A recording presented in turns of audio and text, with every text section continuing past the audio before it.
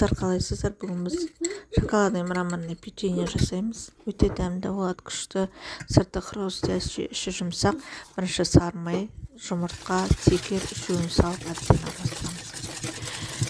Әбден араластырамыз да, ішінде ешқандай іртігі қалмау керек. Ваниль қосамыз. Ваниль де кішкентай қапты бәрін қоса салдым.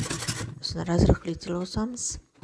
Разрыхлитель қосып, жаңағы ұнды қосып аз-аздап.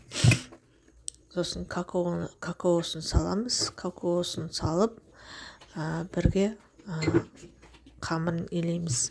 Қамыры жұмсақ болады, қолға жабыспайтындай болады. Жасап көріңіздер. Сосын осындай дөңгелетіп, шарик ұсатып, сахарный пудраға аунатып, сөйтіп пешке салып пісіріп аламыз. Сахарный пудраға аунатқан кезде ол жарылып піседі. Сол үшін мраморный деп атаймыз.